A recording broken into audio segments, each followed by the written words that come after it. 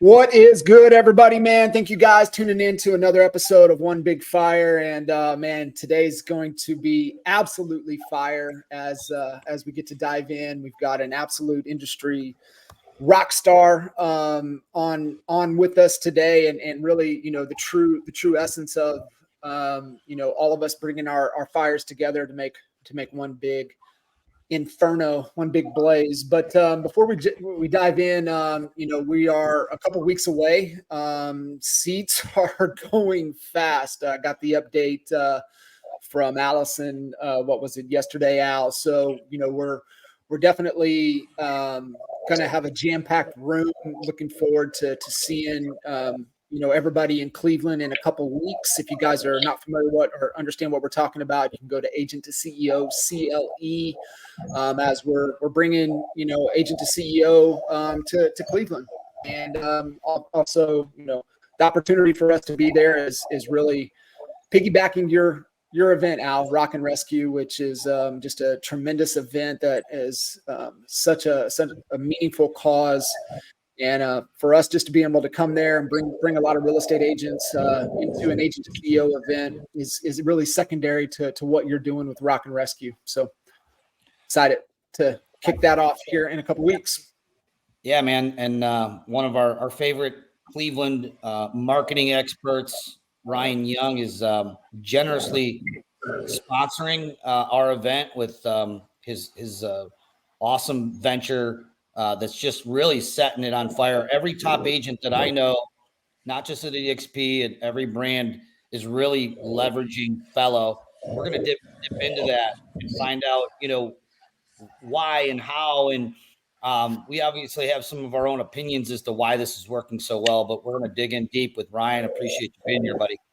Yeah, man, I'm super excited. And dude, I just love that you're putting Cleveland on the map as always. So it just puts a smile on my face. It's like me and Al go so far back, and I just love seeing people from the hometown doing big things. Yeah, well, we're watching each other, that's for sure, man. I remember our first meeting. I think you reached out to me just cold and been like, hey, man, can we have some lunch? And we met downtown, and it was one of the most. I'm going to call bullshit real quick. We didn't meet downtown. You ghosted me for like 3 years. And then you got a text back. Then I got a text back like, oh, so sorry. I didn't see this message or whatever. And then all of a sudden you're like, yeah, let's do it. Yeah. I think that was Mark Zuckerberg hiding that Facebook message from behind maybe. But, I just, been watching you absolutely kick ass in Cleveland, and now on an international level with Fellow. And so yeah, right back at you, man. It was just great, listening to before you blew up and that you were who you are today, like you were so humble. It was one of the best conversations that I had, because we all know that unfortunately or fortunately, our business is led with ego a lot. And it's like when you sit down, Ryan, it's there. It doesn't exist. You have the most humble guy who's like genuinely interested in me. And I believe that that's one of the biggest secrets to your success. If you didn't know it, now you know it. So, man, I remember you had that cool spot. You had that loft in it was on in Asia Town or something like that. And it was like super cool. It's like, and now that area is blowing up. So that was the edge of Cleveland State University. We had appointments today. In fact, appointments today. That's right. That was when we were making all the calls for Mike and Jay's downpayment.org product that you guys were selling. You remember that? Yeah. Can we not talk about that? Certain things that we don't talk about here. Hey, but what we do want to talk about, Ryan, like you do have such a unique perspective, being a rock star agent yourself, but also to what Al was alluding to, having one of the best products in the industry. So you do have a unique perspective to be able to give, kind of where you see the market and where you see the market heading. So would love for you to kind of unpack, your perspective and your viewpoint from where we're at. Yeah, I mean, I think, the clear obvious is you're seeing the transition or migration from buyer side business to, really becoming intentional on the listing side. And I think a lot of people, over the past decade, we just became so obsessed and infatuated with the acquisition of buyer leads, right? It was like Zillow, like kind of, I remember when they had like the little map on the back of Zillow and you like could scroll up and see how many impressions I would get if I like kept increasing my budget, and you'd watch your competitors' faces like drop below yours. And it was like, I mean, they gamified it so strategically and intelligently that like buyer lead acquisition became just this massive way that a lot of us scaled our businesses, right? And I think, the challenge with that is ultimately there was never any true intention or strategy around the transition or migration of like, how do you transition a buyer-based business to a listing-based business? And, Al and me in Cleveland, my business has always been listing based. There are very few though, a lot of you guys know rate really well. That's how a lot of us started. I started moving onto radio and television and, really going deep into the guaranteed sale. So my business always, skipped the buyer lead acquisition and always went heavy seller based. But I think what you're starting to see now is that all these agents are sitting there with these massive databases of buyer leads that they've acquired over the past decade, and they don't really have a strategy around it. So what you're starting to see is a lot of intentionality around database cultivation, not just on the seller side, but just in general. And how do you start driving revenue out of these existing assets that you've already built, right, that you've invested into? And I think that's where you're starting to see a lot of shift into our industry, not just listings, but also really reducing down that new lead expense and really doubling down on what you've already acquired and really into your database. And the way I kind of look at it is we're fortunate. We work with right now about 2,000 of the top teams all over the country. We've been in business for about 2 years, and you're starting to see, I always talk about, do you rent or do you own your business? And when I say that, it's like, do you have assets in your business, or are you currently living paycheck to paycheck, new lead to new lead, right? And I think you're starting to see the teams that have assets, whether it's a brand, whether it's a website that has a significant amount of unique visitors every month, whether it's some sort of proprietary YouTube. Like I know some people that run big YouTube businesses that drive a significant amount, but they own that asset, right? Your database you own, your website, the domain you own. I think you're starting to see people are stop investing less into other people's brands, like portals and stuff like that, and starting to move more into the investment of assets that they can actually monetize, or that produces dividends for a long time to come. Yeah, Ryan, I was reminded of an old Ryan Dice quote. I mean, I read it about 3 weeks ago, and it just has been sticking with me every dang day. And it's exactly what you guys did, right? And the quote or the comment was, most people, they think that they have a traffic problem, but in reality, they have an offer problem. For sure. And I think that's 100%. Where you guys uniquely saw the opportunity, like you said, to these databases. And it's like, man, we don't have a lead problem, dude. We just got an offer situation. We got an offer problem. And I think if a lot of agents would think that way, and it's like, dude, man, we've got a lot of leads, right? We've paid for, we've invested, we've done all of this stuff, cultivated into these CRMs, these tools, right? That we've all, especially with us, as long as we've been in, I mean, we've had them all, right? We had, you name it, we had them, we had every one of them. And so I think when you look at these agents that have been in for so long, it's like, okay, well, we got all these opportunities, these leads, that people that we can engage with, but what's the offer that needs to be made to these opportunities right now? Well, what's funny is the offer was really only relevant on the seller side for forever, right?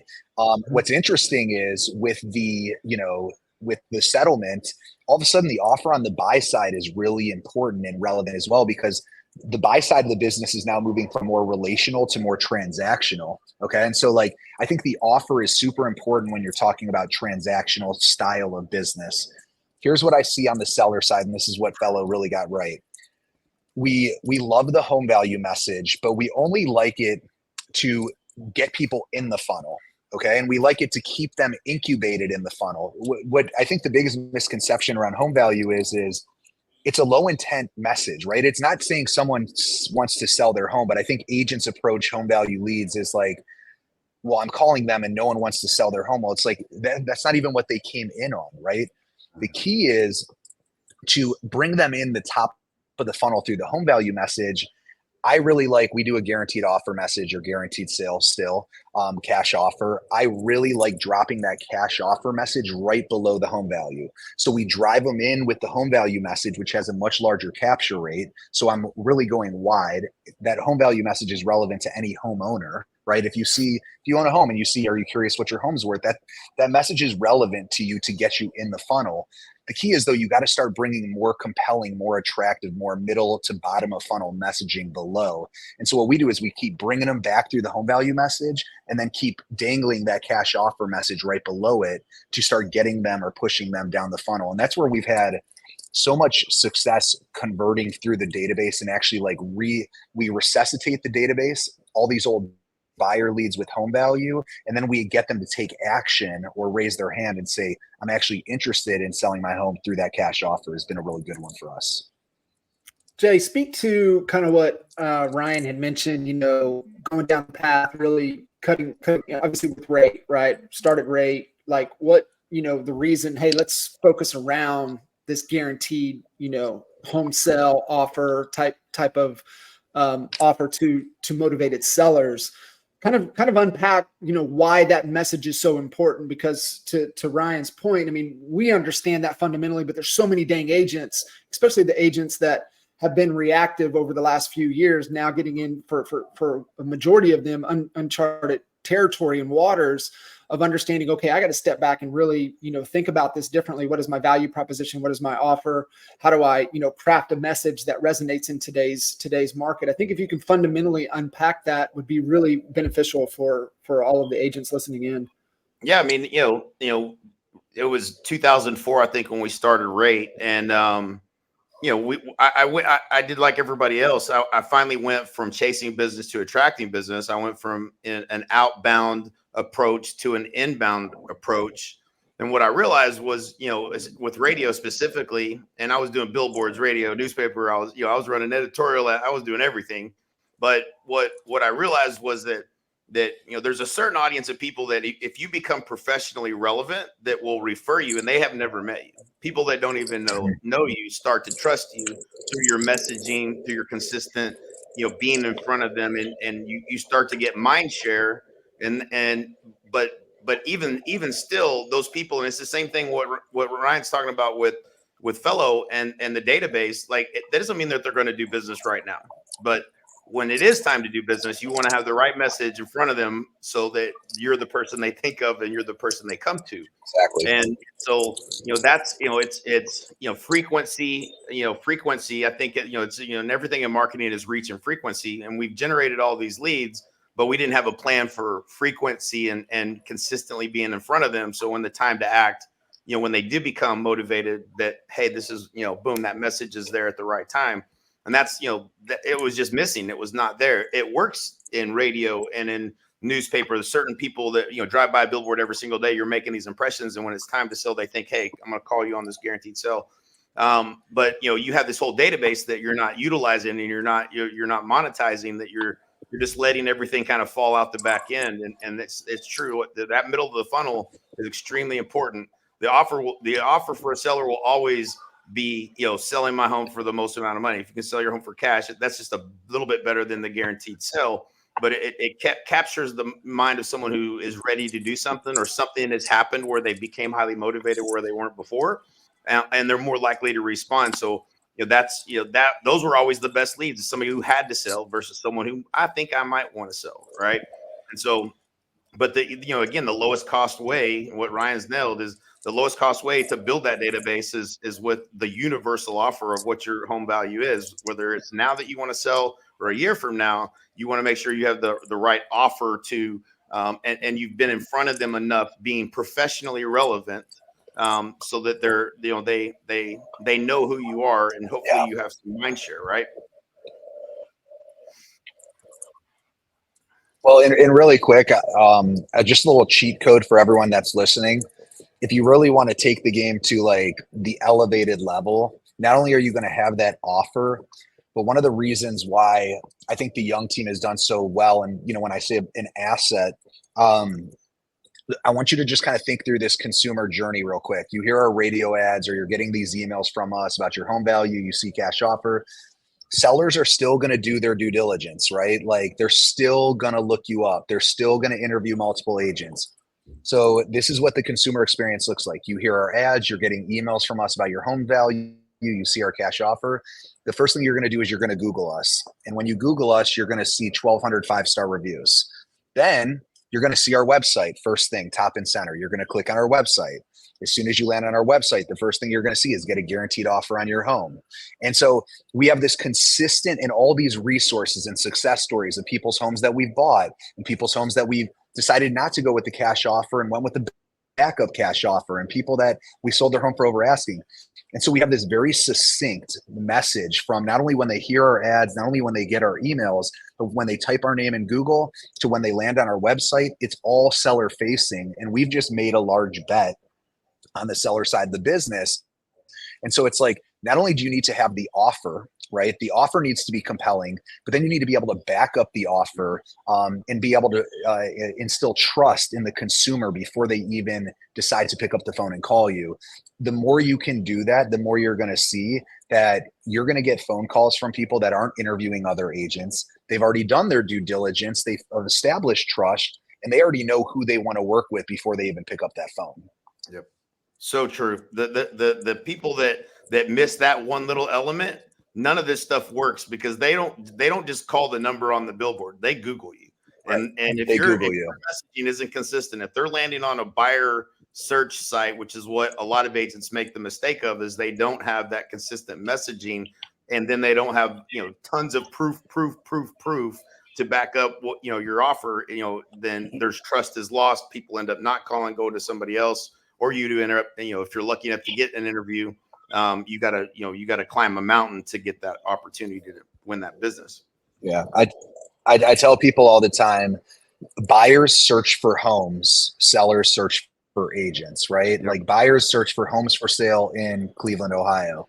They're not going to find you on your website yet. On the hero of our website, our main website, theyoungteam.com, people are putting search for homes in Cleveland, Ohio. It's like they're not aligned with who's actually the traffic that's being driven there, right? So it's like buyers are getting to your website if you're doing paid ads, stuff like that. They're landing on a landing page deep within your website. They're not getting to the homepage. So the thing that I think is extremely important is you're going deeper from a seller standpoint. And this is even sellers that we're reconverting and we're incubating from our databases. They're still seeing the brand. They're still going to do the research. They're still going to be diligent about identifying who they want to work with because it's more transactional. Does the entire consumer experience for a seller match what you would expect, like from when they Google you to what do they see to when they go to your website to when they pick up the phone and call? Are you going to pick up, or is someone from your organization going to pick up? It's this entire funnel, and we have so many holes in our industry in that funnel that we just let so many sellers out because they get our message, but then they Google us and they can't even find us, right? Mm-hmm. Or they Google us and then they go to our website and there's nowhere to even, communicate or anything that instills the message that we've been articulating to that audience. And it just goes all the way down, all the way to when they call, do we answer, to the scripts we use, to the appointment being set, to how we articulate our value, to listing the property and getting results. And then you just market those results, and it's just this cycle or flywheel of opportunities. Yep. So Ryan, I had a quick question. I was writing some notes here. I feel like what you've created is like what we used to, well, not used to, but still coach on. You got a big database of leads and, oh my gosh, I have nothing in pending. And, you start to panic. And what we would do is we would deploy what we call a shake the trees campaign. You've taken that concept and put it on steroids, is what I think, and just do it the right way. My question for you is something that you said earlier, is that you felt, and maybe I might have misunderstood you, but I'd like you to go deeper on it. You said that the buy side, you feel, is going to be going from more relational to more transactional because of the settlement. And where my mind was, is I felt it was like going to be the opposite, because I felt like we had to build more trust. We had to build more superiority. We had to build more authority for them to be able to, get the trust to sign an agreement on that buy side.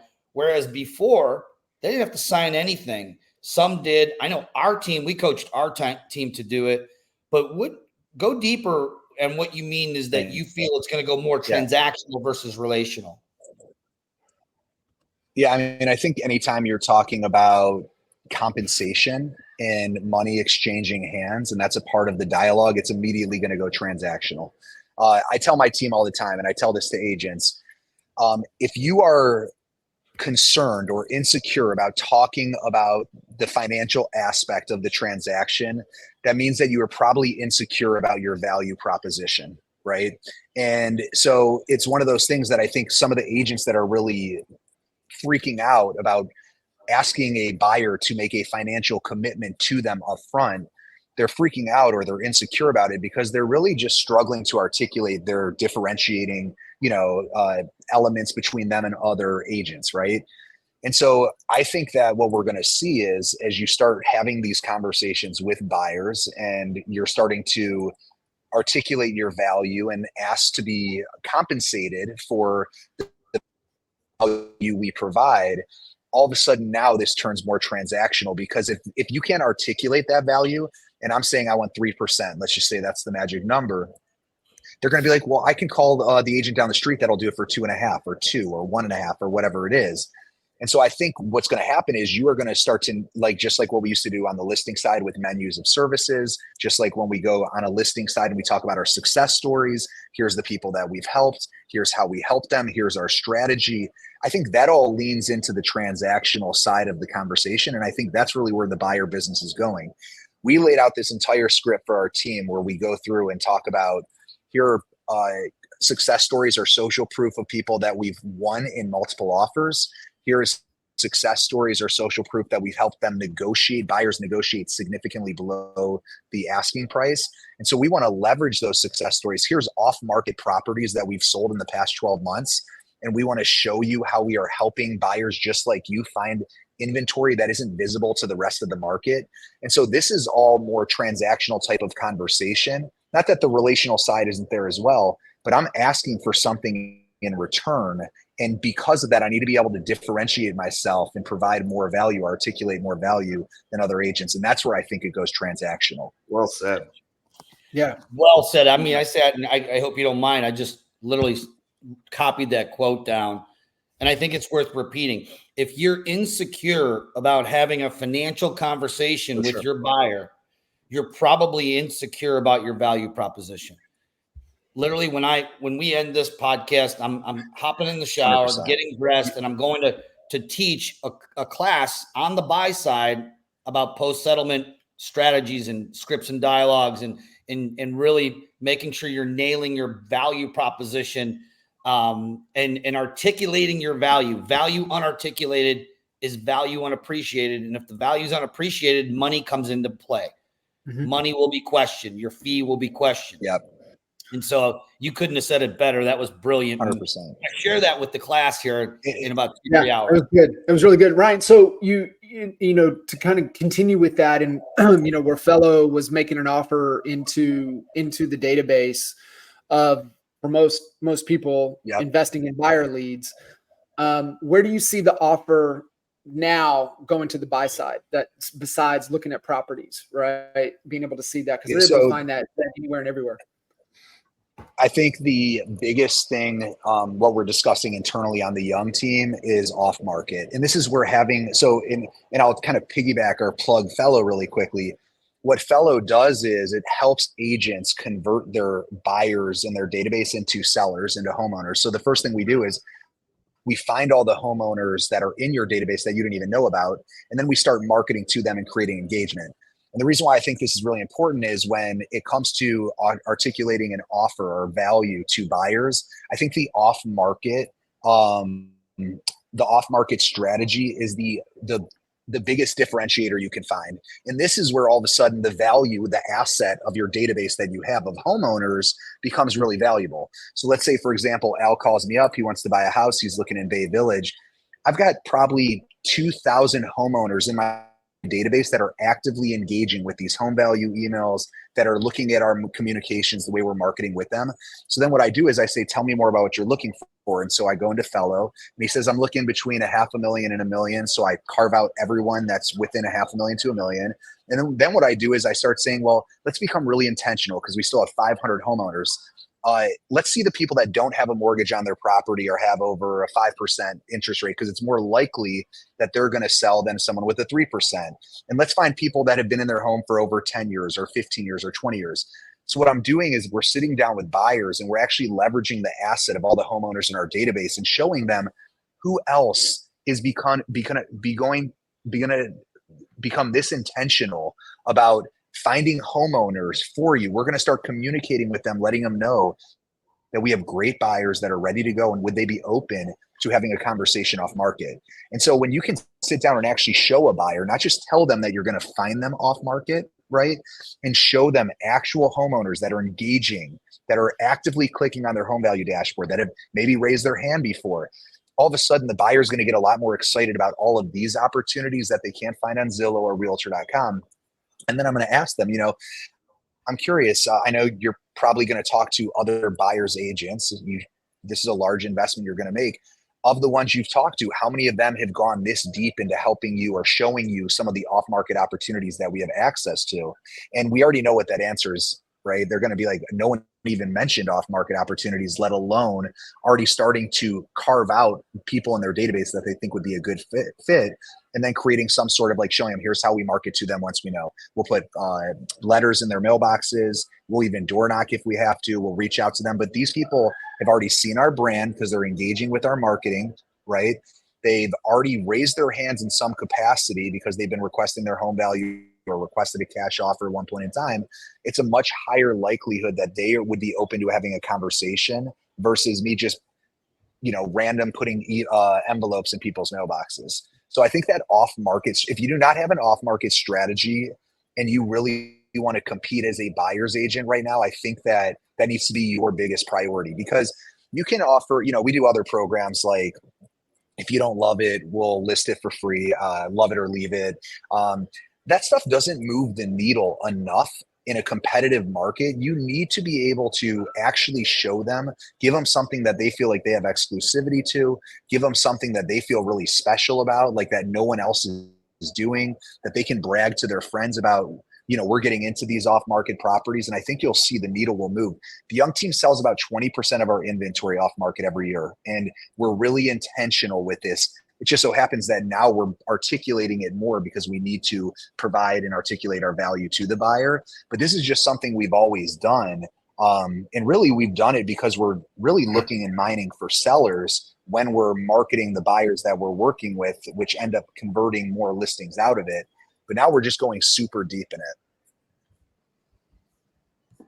Brilliant. Love it. That's awesome, man. So, if there isn't an off-market strategy for agents that are considering, that agents are insecure about articulating their value, that is their number one priority and responsibility right now, is to start building a database of homeowners and really start becoming intentional with that strategy on how to get in front of them. Dude, I love it. Yeah. It also goes, I mean, what are you seeing with because you're consistently going to that database with buyers looking for homes, how is that impacting the number of sellers that are coming back and coming to you to list properties? Crazy. I mean, it's like one of the what's interesting is of the off-market property that we show or we even send to the agent, I'd probably say there's less than a 20% chance that they actually end up buying that home. Here's the best part about it. The majority of sellers that are like, yeah, I'd be open to it. Well, a lot of times after you show their house once, or even you start planting the seed of like, here's what's going on. We've got reload buyers, or these buyers just sold their house, or whatever it is. As soon as they commit to it and they start saying, I'd be open to it, what's so interesting is the amount of sellers that actually come back to you and are like, look, we can't stop thinking about now moving. Like, and it's like, it's planting that seed. And don't do it disingenuously, right? Like, they're like, the intention is not to do a bait and switch. Get every buyer, though, should be an opportunity to start marketing that buyer to sellers in your database. And what will happen is organically, they'll come back to you and they'll appreciate that you're being proactive and creative and trying to find them opportunities that other agents aren't doing as well. So it's like, it's just this is what we built our business off of. We're about 60% listing based. We we're not a flex team. We don't have Zillow leads. We don't have realtor.com leads. We built it off of leveraging buyers that we have to go and, find homeowners. And then we go and basically market to those homeowners. And then every new listing is an opportunity to market to buyers, and every new buyer is an opportunity to market to potential sellers, right? And if you're not playing this like marketplace game, internally, you're missing out on a lot of profit, a lot of margin in your business, because that means you're relying on third-party sources to continue to build your business. It's a much more entrepreneurial way to scale your real estate team, and it's a much more profitable way to do so. Agreed. I love it. I love it. So, talking kind of, realigning services, obviously, kind of creating, and maybe, shift a little bit here to a lot of, more seasoned agents, more successful agents, everybody, definition of success, maybe been in the game for long enough, have a big team, being able to kind of get out of production as much as possible. And, I've always been kind of the belief within real estate, for most people to truly get all the way out of production and still running their team, they've moved on to something else, right? There's another opportunity, right? So like with Al escaping production, he had appointments today in the beginning, right? So he had something else that he was in pursuit of. Cuz no different, right? With coaching organization, with KR and working with Mikey and all of that. So like understanding with a lot of agents that get to a point, they try to create a product or a service as a value add, as a hook, either for a business opportunity or recruiting or whatever the case may be. Like kind of talk about that product creation when you guys started to come up with Fellow, because, I think that's where a lot of agents kind of get in trouble, is that they let go of the monkey bars that's really feeding them and serving them so well to go chase another endeavor, and then they got to get sucked back over, right? I mean, Cuz did it. Took us 3 times out of production because he had to go back and not let go of the golden goose that was, funding and feeding everything. So I think it's really important to understand that transition. I would love for you to kind of talk about how you were able to kind of transition, get fellow up and going, as a lot of agents are out there. I mean, they're thinking about that, entrepreneurial, right? And they're just thinking, hey, dude, I got a product here. I got something here. But I think, hearing it from your perspective would be really beneficial for them. Well, it's funny, just really quick. I emailed Gary Keller a couple weeks ago, and I said, you wrote The Millionaire Real Estate Agent, which was kind of the Bible, for so many agents. But I'm like, what's the billionaire entrepreneur playbook? And I'm like, so many of us agents, like 7 figures in this industry is like deemed as like the ceiling. It's like, how many real estate owners do we know that own teams, brokerages, et cetera, are netting 8 figures? Like, unfortunately, there's just somewhat of a limitation, right, on what we can do and scale with this business. So I think there's, and if I would have known that, I don't think I really got into real estate because I was so passionate about helping people buy and sell homes, or because I love architecture and design, whatever it is. I got into it because my parents were agents and I was an idiot. And when I was 26, I lived in Vegas and I needed to come home, and I got my real estate license. It took me 2 weeks and a grammar course. And next thing you know, I was like ready to sell houses. And then I became really competitive and then fell in love with growing a business, scaling, et cetera. And I say all this because I think a lot of times people start building a new business for 2 different reasons. Either they become really complacent and bored with real estate, right? Or they get to a point where they feel like there's some financial limitations to how big we can scale versus the type of effort it costs or requires to actually, for what the upside is, right? And so the first piece is let's just say complacency. I think a lot of people start playing around with all these other things because they just are, it's just become monotonous and redundant, and it's the same thing year over year over year. And we just get bored. This is just the nature, the genetic makeup of a lot of us, right? And a lot of times those end up failing because if you're building something just to try something else, a lot of times your core business ends up suffering. And then all of a sudden, there really isn't true passion behind whatever else you're building. You just want to do something else. The second reason I would say is because you're looking for financial upside and you're just saying there's some limitations here. whatever the reasons are, though, I think what's most important is if you're going to venture off and do something else, I think it needs to feed off of your core competency of whatever your business is, and your business needs to benefit from it. Okay. Yep. So, and I'll tell you what I mean. So, whether you're trying to do this because you're complacent in where you are in business and you just want to start trying new things, or you want to make more money, one of those two, or both, your core business needs to benefit. It needs to make your core business better. And so, this is how it happened for me.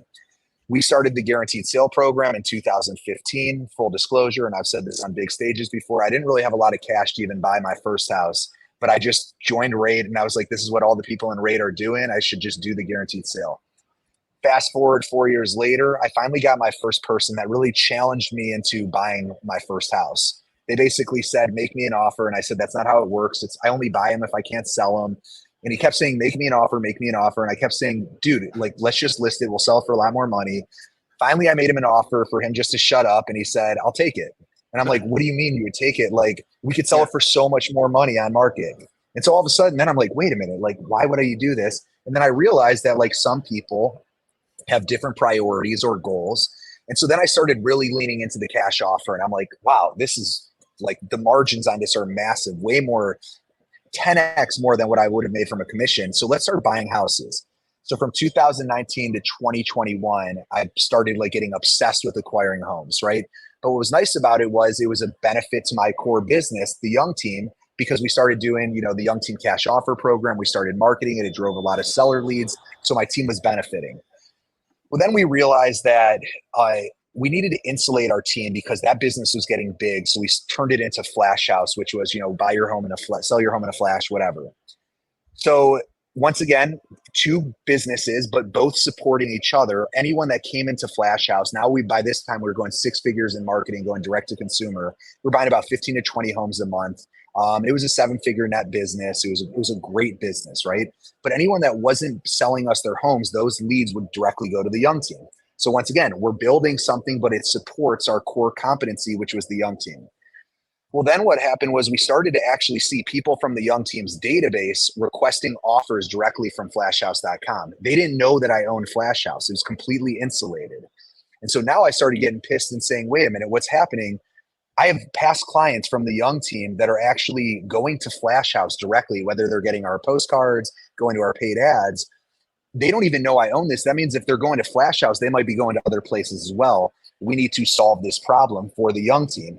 So we said, what if we start marketing to the Young Team's database that we've partnered with Flash House, and we can get you a cash offer through them so that they're coming through the Young Team. And so that led into all of a sudden the first, we were the first agent-led iBuyer with Fellow, but then we realized that Fellow doesn't really scale operationally from buying houses, but the marketing component, the software does. So let's actually provide the software that the Young Team was using to market to our database to get all these cash offers and to create all this seller engagement. And let's take it, basically throughout the country. And I tell you that story because like each thing we were building was one building block off of another, but the Young Team continued to benefit the entire journey. And it wouldn't have been possible. It wouldn't have been possible if the Young Team didn't benefit. So if you're thinking about building something else, make sure that your core competency, your core foundational business benefits from it. It is so much more likely that you will succeed. And not only that, but you can also market the success that your business had from that. Like when you think of like, product market fit. And so it's just, I think if you're just trying to start throwing shit at a wall and see what works, a lot of times it doesn't stick. If your team's using it and your team benefits from it and it enhances your core competency, I think you'll see you have a lot better chance of actually scaling something big. Yeah, that's great. I love you sharing that story. It's so spot on. I don't know if that makes any sense. Your guys' faces are all frozen. Yeah, no, it's we're nodding it because my gosh, yes, it really does. You probably saved thousands of agents millions of dollars in startups now that they won't they're going to think twice about it anyway. So yeah, it's what you and I, Al, in Detroit a couple of weeks ago, right? We were sitting talking about it. It's just like, I truly believe, teams of the future, everything that they do, the core business is going to unlock so many opportunities, and then they've got to make sure that those opportunities align because of the core business is feeding and supporting those other opportunities. So it's really cool to hear kind of the thought process and the do's and don'ts, 100%. but also the story of going through that. Really, really cool. Awesome. Well, hey man, Ryan, I appreciate you jumping on with us. And I know you're a super busy guy running multiple 7-figure 100%. businesses and, or maybe 8-figure now, who knows, fellows growing like wildfire over there. But I'm really appreciative and grateful, not just that you joined us today, but that you're supporting the Agent to CEO mission. I mean, I think that, you know, as we evolve as agents from a solo agent to maybe growing a small team, and eventually, you know, we have to start to put the CEO hat on and understand the dynamics, the financials, all of the things, the marketing plan, and be able to execute on a strategic plan. And those are things that are not taught in real estate school. We kind of have to, we're all on our own trying to figure those things out. So I appreciate your support on the event. I'm excited to hang out with you at Gary LaVox and have some fun with our industry friends. These two guys are going to be there. We got Leo Pareja, our CEO, is going to be coming in, and we got a star-studded group that we're going to be presenting. So we look like we might have lost Ryan on some Puerto Rican internet there. I'm telling you, Texas internet is worse than Puerto Rico. It is. I can second that. Yeah. I'm working off my phone today, so that should just tell you. Oh wow! There you go. All right, good stuff, guys. Fantastic call again, and really the true essence of what the whole one big fire movement is really about, right? You know, we all have great flames, great fires, but coming together is really, where the magic and the power really happens. Absolutely. Appreciate you, Ryan. Thanks, Jay. Yeah, John. sorry if I dropped off there. Appreciate you guys, and stoked about just all that you're doing.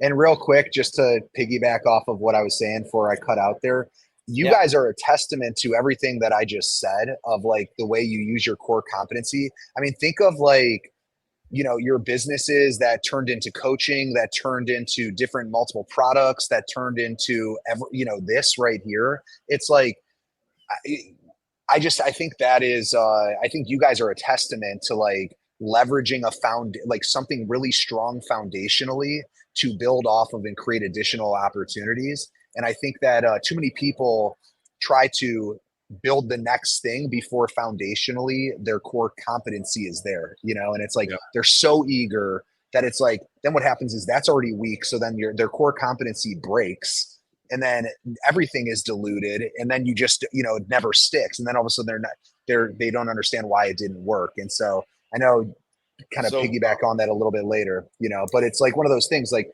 foundationally make sure your core competency is a pillar.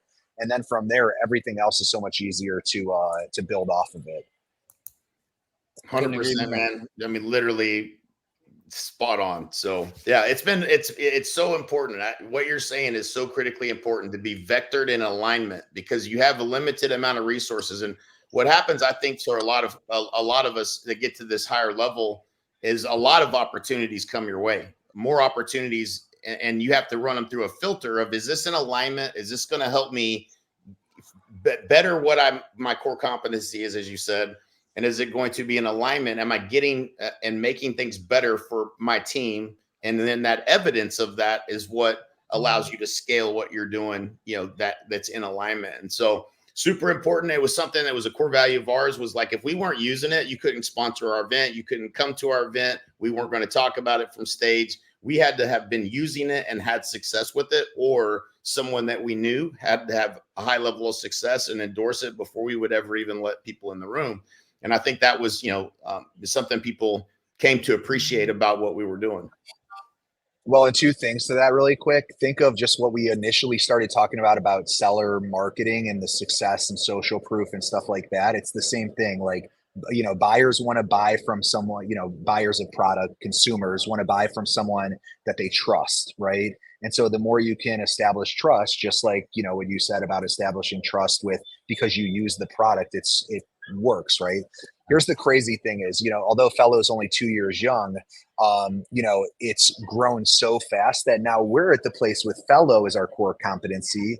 And we're now starting to go through this ideation of like, what's next from Fellow? Is it adjacent verticals? And so it's like, we keep bringing ourselves back to the core competency of like, we want to continue to make sure we're investing in the pillar of what's gotten us to be Fellow before we dilute and start building off. So what's so interesting is, while the young team was originally the pillar, the foundation to Fellow, now Fellow has obviously grown to a place where we've seen such consistency and such predictability into the growth of the business that we're now having these type of conversations of like, what's next. And as you guys can appreciate, when you look at, total addressable market or TAM in the real estate industry, there's only so many agents. And when I talked about, real estate businesses being 7-figure businesses, well, Fellow is an 8-figure recurring revenue business. And it's like, if we stay within the real estate industry, that's probably the lane that we'll stick in, versus if we start adding adjacent verticals, how can we get into 9 figures in recurring revenue? And so I say that because like,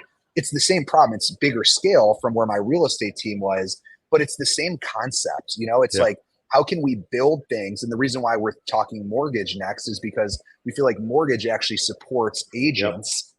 And and they can lean off of each other. So for example, we're moving into a co-marketing module so that agents can bring their lenders in, which can reduce down the agent's expense on Fellow. Then we have lenders on our platform. We can start building a product that empowers lenders to start getting more out of their database. Once again, they lean on each other to both provide each other provide each other value. Otherwise, we wouldn't do it. If we immediately just went into auto, well, there's no synergies between the existing product, the core product that we built. So it's like, how do we build off of each other to make them both better? Yep. Yeah. Love that. So good. Good stuff. Awesome, brother. Appreciate you. Appreciate you guys. And can't wait to run this back and do it again. Yeah, man. If you guys need anything, holler at me. You got it, man. Appreciate you. Later. See ya. Awesome. See you guys. See ya.